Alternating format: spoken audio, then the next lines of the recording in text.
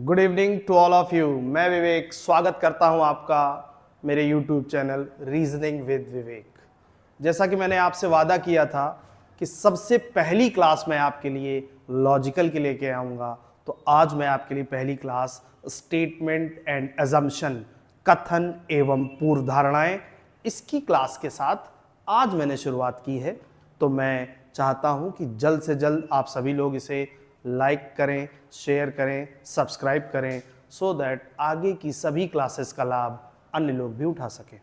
तो ठीक है, जैसा कि आप लोग जानते हैं कि आज की जो हमारी पहली क्लास है वो है स्टेटमेंट एंड अजम्पशन, कथन एवं पूर्व धारणा। पूर्व धारणा क्या है? पूर्वानुमान, किसी चीज का अनुमान लगाना। तो कुछ इंपॉर्टेंट पॉइंट्स हैं, कुछ फैक्ट्स हैं, जिसे हम पेनेसिया रामबाण कहते हैं, क्योंकि अगर हम उसके माध्यम से सवालों को सॉल्व करेंगे तो हमारे लिए सवाल सॉल्व करना बहुत इजी हो जाएगा। तो कुछ पॉइंट्स मैंने बोर्ड पर लिख दिए, इन पॉइंट्स पर पहले चर्चा करेंगे। पहले मैं इन पॉइंट्स को सिखाऊंगा, इसके बाद चैप्टर के क्वेश्चंस पे आएंगे। जैसे कि पहला पॉइंट है, repetition of statement is always wrong. कथन का दोहरीकरण हमेशा गलत माना जाता है। जो बात कथन में लिखी हो, अगर वही सिमिलर बात आपके एजम्पशन में यानी पूर्व धारणा या पूर्वानुमान में आ जाए तो उसे हम गलत मानते हैं। जैसे मैंने कहा, आज मैं घर से 1 कप चाय पीकर चला, और नीचे इसी बात को अगर वो पूर्वानुमान बना दे कि घर से निकलने से पूर्व मैंने 1 कप चाय का सेवन किया, तो इसे हम रेपिटेशन ऑफ स्टेटमेंट कहते हैं, यानी कथन का दोहरीकरण कहते हैं। और लॉजिकल रीजनिंग में, इस चैप्टर में, स्टेटमेंट एंड आर्गुमेंट में कथन का दोहरीकरण हमेशा गलत माना जाता है। इसीलिए मैंने दूसरा पॉइंट आपको दिया, पूर्व धारणा कथन से हमेशा असमान होती है, इसलिए निष्कर्ष को ना माने। हर चैप्टर की अपनी अलग अलग प्रॉपर्टी है।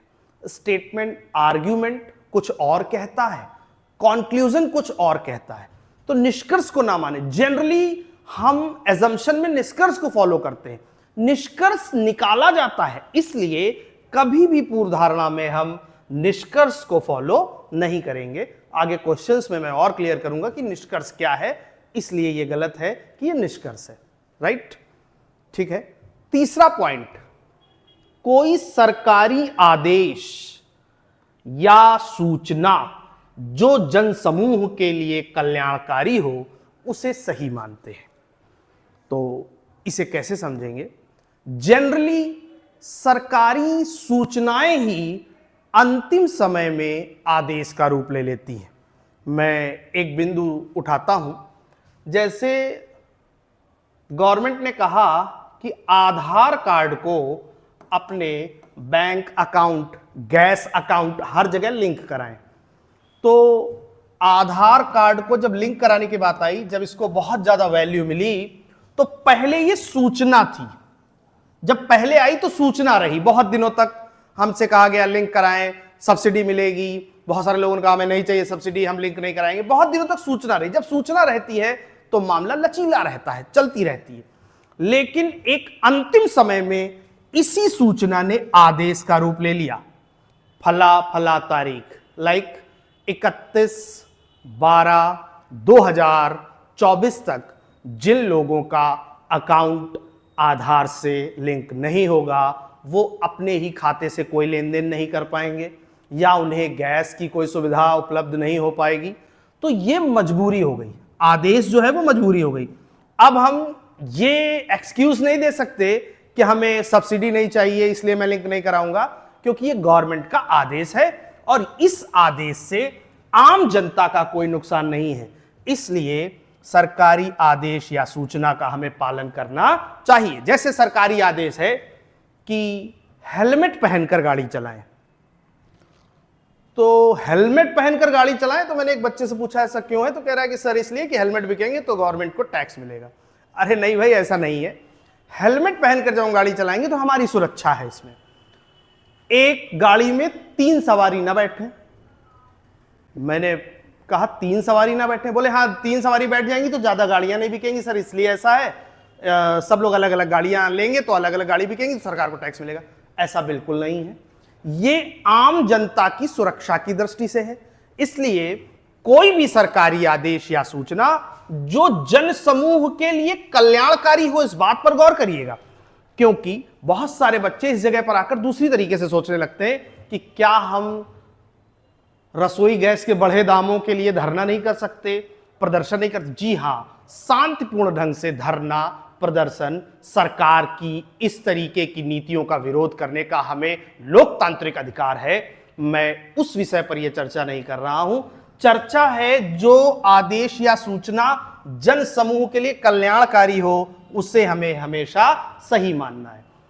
कब अनशन या आंदोलन करना है और कब नहीं करना है, इस विषय की जानकारी होना बहुत आवश्यक है। आगे मैं आपको चैप्टर जब पढ़ाऊंगा, क्वेश्चंस आएंगे तो मैं आपको और क्लियर करूंगा।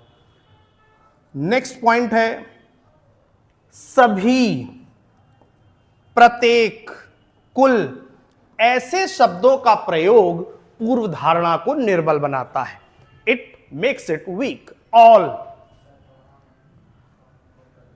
कभी भी किसी चीज का 100% हिस्सा मान्य नहीं होता, या कोई ऐसा वर्ड जो एम्फेसाइज करे जाति विशेष, धर्म विशेष, व्यक्ति विशेष, निकाय विशेष, समुदाय विशेष, उसे कभी सही नहीं मानना है।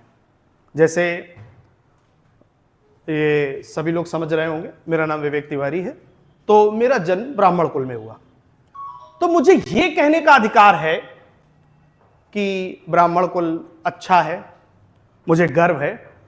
मुझे अपने कुल की, अपने जाति की, अपने धर्म की, अपने संप्रदाय की बड़ाई करने का अधिकार है, परंतु दूसरे के जाति, धर्म, संप्रदाय की बुराई करने का अधिकार नहीं है। तो अगर कभी कोई ऐसा शब्द आए जो एम्फेसाइज करे, जोर डाले व्यक्ति विशेष, जाति विशेष, समुदाय विशेष, निकाय विशेष, उसे भी हमेशा गलत मानना है, क्योंकि ये आपकी अप्रोच को नेगेटिव कर देता है।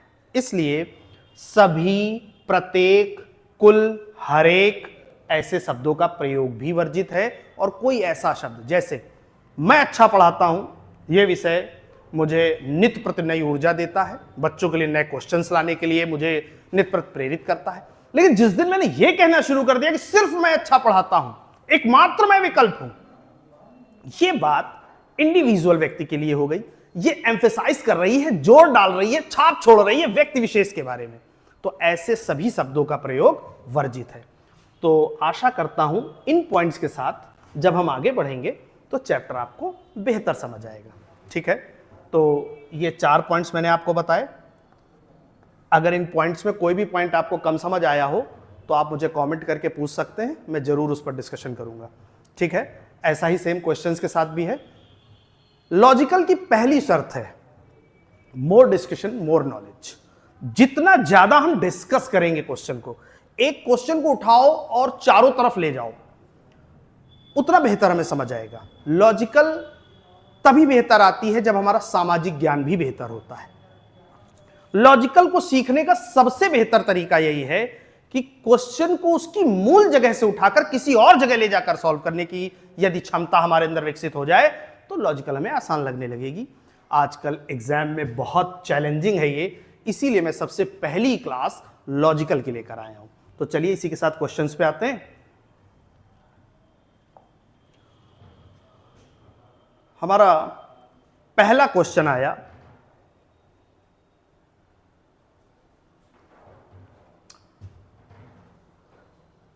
स्टेटमेंट है सेवानिवृत्त आईपीएस यानी रिटायर्ड आईपीएस अधिकारी श्री मंगलम ने कारा विभाग प्रेजेंट डिपार्टमेंट के निदेशक यानी डायरेक्टर का कार्यभार ग्रहण कर लिया है।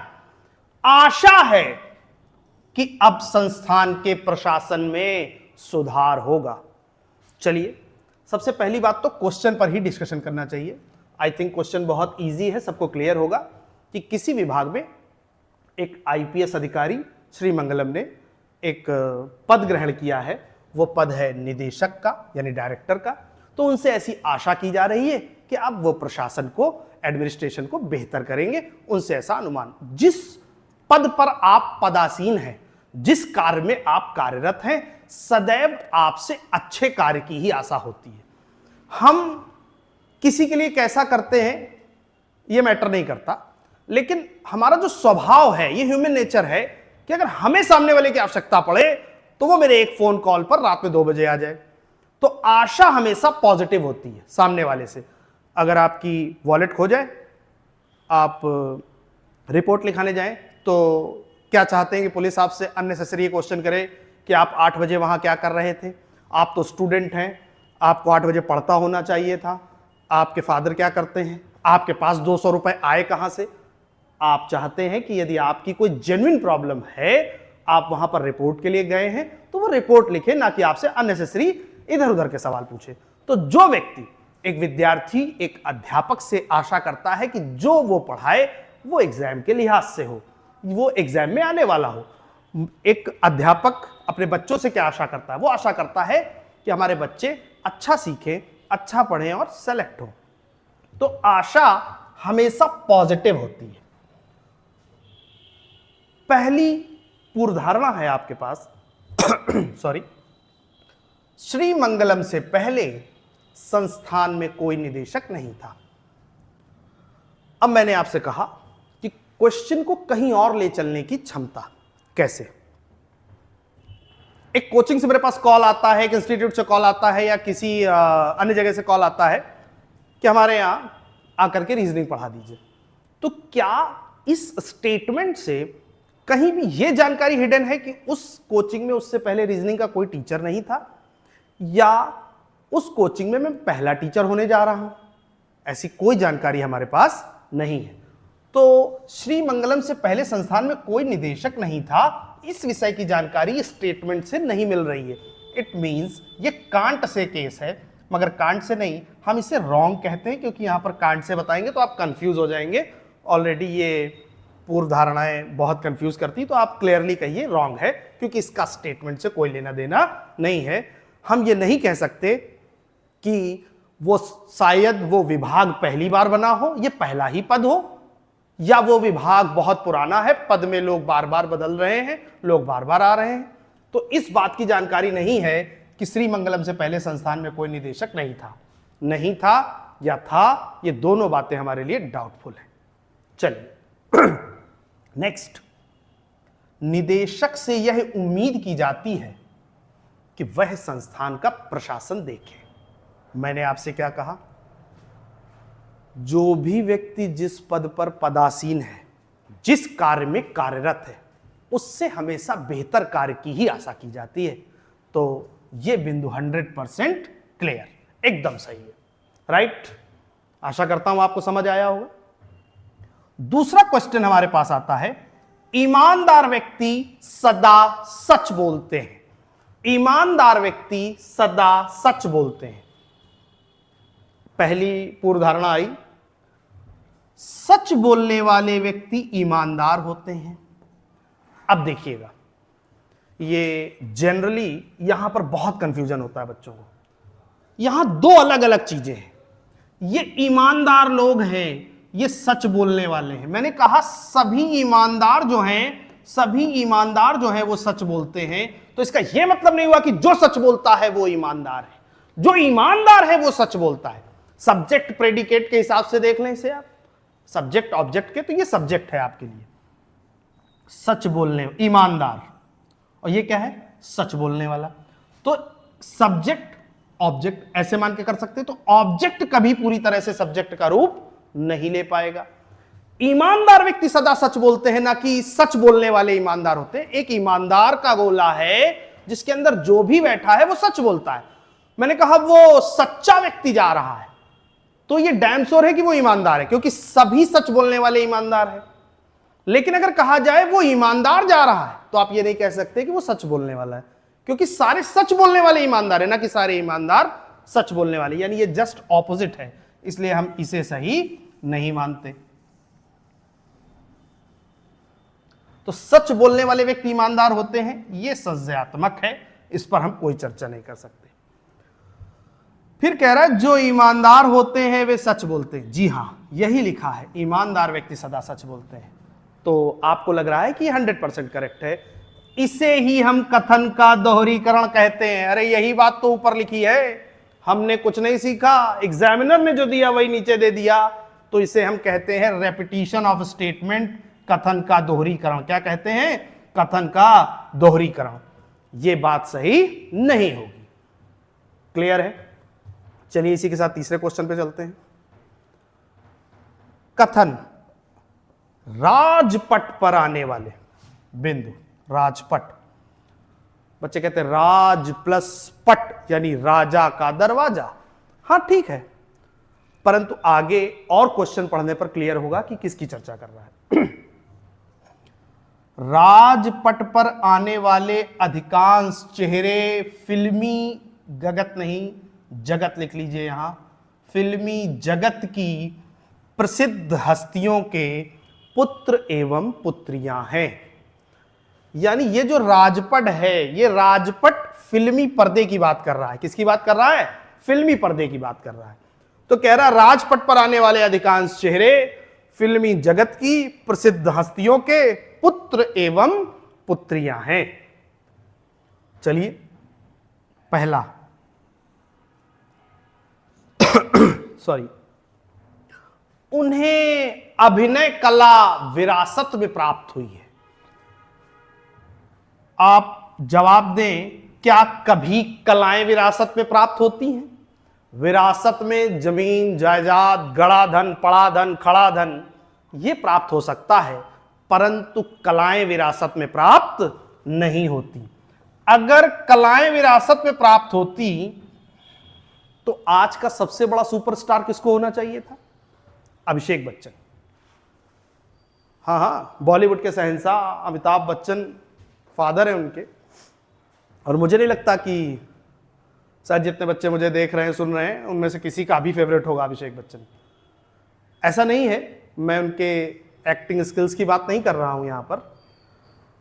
एक और हीरो है तुषार कपूर, जिन पिक्चरों में गूंगे हैं वही हिट है, जिसमें जिसमें बोले वो सब फ्लॉप हो गई। अगर कलाएं विरासत में मिलती होती तो अमिताभ बच्चन के बेटे को सुपरस्टार होना चाहिए था, जितेंद्र के बेटे को, राजेश खन्ना जी की बेटी को, इन सब लोगों को सुपरस्टार होना चाहिए था। परंतु कलाएं विरासत में प्राप्त नहीं होती। कलाएं आपके अंदर होती हैं, एक्टिंग स्किल्स, वो कभी आपको विरासत में नहीं मिल सकती। कलाएं विरासत में प्राप्त नहीं होती। विरासत में आपको जमीन मिल सकती है, बाबा के द्वारा गाड़ा गया धन मिल सकता है, बाग बगीचे मिल सकते हैं, परंतु कलाएं विरासत में मिलती नहीं है। इस बात को ऐसे समझिए, अगर कलाएं विरासत में मिलती होती तो जिन लोगों का मैंने नाम लिया आज वही लोग सुपरस्टार होते। SRK, शाहरुख खान। मैं फैन हूं शाहरुख खान का, इसलिए इनका नाम नहीं लिया है। इसलिए लिया है कि इनका बॉलीवुड में, जब इन्होंने बॉलीवुड में कदम रखा तो शायद पीछे से कोई बैक सपोर्ट नहीं था, मगर इन्होंने अपने काम का परचम लहरा दिया। एक्टिंग स्किल्स हैं तो कलाएं विरासत में नहीं मिलती, ये बात आपको समझ आ गई होगी। अगर कलाएं विरासत में मिलती होती तो ये सारे नाम कहीं नहीं होते, और जो नाम मैंने लिए वो नाम सबसे ऊपर होते। तो इसलिए उन्हें अभिनय कला विरासत में मिली है, ये बात बिल्कुल गलत है, क्योंकि कलाएं कभी विरासत में प्राप्त नहीं होती।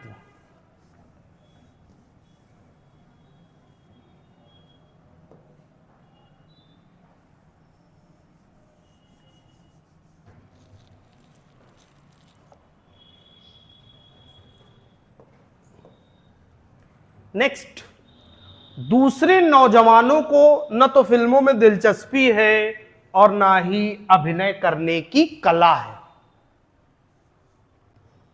अगर मुझसे कोई कहे कि आओ तुम्हें हीरो, अरे हीरो छोड़ो यार, हमें विलेन बनवा दो, कि तुम्हें विलेन का रोल दे रहे हैं, तो मैं क्या कहूंगा? नहीं, मैं SSC पढ़ा के खुश हूं, बैंकिंग पढ़ा के खुश हूं, तुरंत चला जाऊंगा, एक भी सेकंड सोचने में बर्बाद नहीं करूंगा। आप जितने भी लोग इस वीडियो को देख रहे हैं उनमें से कोई भी लड़का ऐसा है जो अपने आप को हीरो से कम समझता हो? कोई भी लड़की ऐसी जो अपने आप को हीरोइन से कम समझती हो? समझना भी नहीं चाहिए, क्योंकि जब तक आप दिन में 3 बार नहीं कहेंगे I am the best, I am the best, I am the best, तो भूल जाइए कि कोई दूसरा कहेगा यू आर द बेस्ट। आप स्वयं को बेस्ट कहने की आदत डालिए। दूसरे नौजवानों को ना तो फिल्मों में दिलचस्पी है, तो मैंने इस जगह पर यह बात उठाई कि आप में से कितने लोग हैं जिनको फिल्मों में रोल मिले और वो नहीं जाएंगे। मुझे लगता है भारतवर्ष का 90 से 95% लोग फिल्मों में जाना चाहते हैं। हम सब लोगों का सपना एक समय हीरो, अब तो थोड़ा मतलब बुढ़ापे की तरफ अग्रसर हो रहे हैं, वरना आज से 5 साल पहले सब लोग सपना हीरो बनने का देखते थे। हमारे जितने भी ग्रुप के लोग हैं, और लगभग कई सारे टीचर बन गए और अपने अपने कामों में व्यस्त है, कोई हीरो नहीं बन पाया। मगर वो एक जो उम्र है उसमें सब हीरो हैं, सारी लड़कियां हीरोइन हैं, ये तय है। तो कह रहा है दूसरे नौजवानों को फिल्मों में दिलचस्पी नहीं है। अरे भैया बहुत दिलचस्पी है, रोल तो दिलाओ। अगर दिलचस्पी ना हुई होती तो पंकज त्रिपाठी, नवाजुद्दीन सिद्दीकी, बहुत वर्सेटाइल एक्टर्स हैं जिनका नाम ले रहा हूं, और दिलचस्पी की वजह से ही तो वहां पहुंचे हैं। और ना ही उनमें अभिनय करने की कला है। अरे भैया सिर्फ एक ही चीज थी, अभिनय की कला, वरना नवाजुद्दीन सिद्दीकी को कहां एक्टर होना था। लेकिन सिर्फ एक चीज, अभिनय, अभिनय की कला। तो दूसरे नौजवानों को फिल्मों में दिलचस्पी नहीं, इस बात को तो मैं ही मना कर रहा हूं, मुझे बहुत है, लेकर देखिए आप। फिर कह रहा है और ना ही अभिनय करने की कला है। अगर ऐसा होता तो आज बहुत सारे स्टार्स ऐसे हैं जिनका बॉलीवुड में कोई सपोर्ट नहीं है। जैसे मैंने एक नाम लिया था SR के, नवाजुद्दीन सिद्दीकी, पंकज त्रिपाठी, ये सब लोग जब फिल्मों में आए इनका कोई बैक सपोर्ट नहीं था। ये सिर्फ और सिर्फ किस लिए चले? क्योंकि इनके अंदर अभिनय करने की कला थी। ये थिएटर वाले स्टार्स हैं, इनके अंदर बहुत क्षमता है, इसलिए इनने अपनी एक्टिंग का लोहा मनवा दिया। और जो बिग विग्स हैं, जो उनके बच्चे हैं, वो उतने सफल नहीं हुए। तो कह रहा है दूसरे नौजवानों को ना तो फिल्मों में दिलचस्पी है, इस बात को तो हम ही गलत कर रहे हैं, हमें बहुत है। फिर कह रहा है और ना ही अभिनय करने की कला है। अगर कला ना हुई होती तो ये कहां से आए होते? यानी ये बात कैसी है? गलत है। हम इस बात को सही नहीं कर सकते।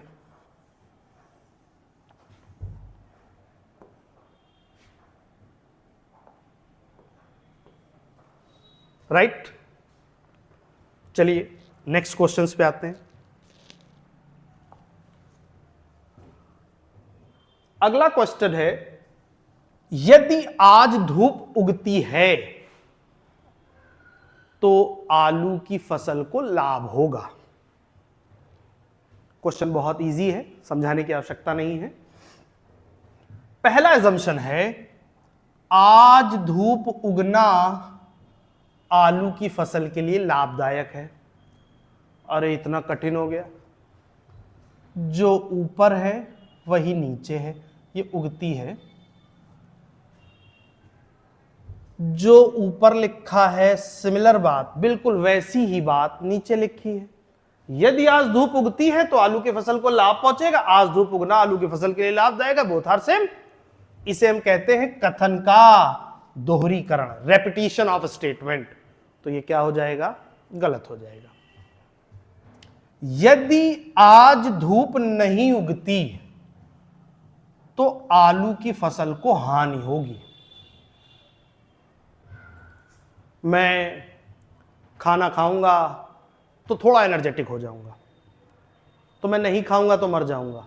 क्या इस बात का कोई लेना देना है कथन से? उगेगी तो लाभ होगा, लेकिन नहीं उगेगी तो नुकसान होगा, इस बात की पुष्टि कथन से नहीं हो रही है। उगेगी तो लाभ हो जाएगा, अरे नहीं उगेगी तो हो सकता है अपनी यथास्थिति में बने रहे। यदि आज धूप उगी तो कपड़े सूख जाएंगे, नहीं उगी तो क्या गीले हो जाएंगे? ऐसा तो नहीं कह सकते। हो सकता है वो सूखे नहीं मगर गीले तो नहीं होंगे। तो अगर उगेगी तो लाभ होगा, तो नहीं उगेगी तो हानि होगा, हानि होगी, इस बात की पुष्टि कथन से कतई नहीं होती। इसलिए ये भी क्या है? रॉन्ग है। नेक्स्ट, अगर तुम फैक्ट्री को सफल बनाना चाहते हो तो तुम्हें कठोर परिश्रम करना चाहिए, ए ने बी से कहा। ए ने बी को कहा कि सुनो, अगर फैक्ट्री को सफल बनाना है तो कठोर परिश्रम करना पड़ेगा। ए पिता हो सकते हैं, मित्र हो सकता है, कोई भी हो सकता है, बी से कह रहा है। क्वेश्चन क्लियर है? पहला है, बी ए की सलाह सुनता है। बहुत सारे बच्चे कहते हैं क्यों सुनेगा, उसने फैक्ट्री खोली, उसकी इच्छा। अरे सुनेगा, सुनना पड़ेगा, लेकिन सुनता है। बहुत सारे बच्चे सुनने को मानने से रिलेट कर देते हैं। अरे सुनता है, हां सुनता है, अगर लिख देता मानता है तो डाउटफुल हो जाता। मानेगा या नहीं मानेगा, इस बात की जानकारी हमारे पास नहीं है। देखिए, हम भारत में रहते हैं और फिर भारत के यूपी में भी कानपुर। यहां हर आदमी के पास ज्ञान है, ज्ञान से भरा हुआ है। वो उसका ज्ञान बाहर निकल रहा है, वो ज्ञान आपको देना चाहता है, तो ज्ञान लेना पड़ता है। राहुल अपने घर से निकले और बाहर जा रहे थे। अंदर से आवाजें, नालायक कहां जा रहा है, चल अंदर। तो बालों में हाथ फेरते हुए कह रहे हैं मुझे नहीं, भैया को डांट रहे हैं। छत पर कोई टहल रहा था, अब आप समझ जाइए कौन टहल रहा होगा। पिताजी फिर बाहर आए और चला, उधर कहां जा रहा है, चल इधर। अब मामला क्लियर हो गया कि डांट राहुल को ही पड़ रही थी। वो चाहता नहीं था कि पिता अपमानित करें, और कहां जहां मामला हो वहां अपमानित कर रहे हैं। बहुत बुरा लगा, लेकिन सुनना पड़ा। अध्यापक क्लास में पढ़ाता है, कभी कभी लगता है कि क्यों ये चिल्ला रहा है, इसकी कोई बात मुझे बिल्कुल मन नहीं हो रहा सुनने का, मुझे भूख लगी है, लेकिन सुनना पड़ता है। सुनना इसलिए पड़ता है क्योंकि जब कोई व्यक्ति आपको कुछ सुना रहा है, या तो वो मैन टू मैन है, आमने सामने है, या तो वो टेलीफोनिक है। ऐसा तो नहीं कि मैंने आपको फोन किया और आपने फोन करके कहा हेलो और सोफे पर रख दिया और चले गए खाना खाने। बीच बीच में बात करने का मन नहीं भी होता है तो भी ऐसे इशारे करने पड़ते हैं। तो वो कह रहा है बी ए की सलाह सुनता। अगर कोई सलाह दे रहा है तो सुनना पड़ता है। अगर लिख देता बी ए की सलाह मानता है, ये डाउटफुल हो जाता, क्योंकि मानता है या नहीं हम इस बात की पुष्टि नहीं कर सकते, लेकिन सुनता है, this is absolutely correct. Second is, factory का सफल होना वांछनीय है, वांछनीय, डिजायरेबल।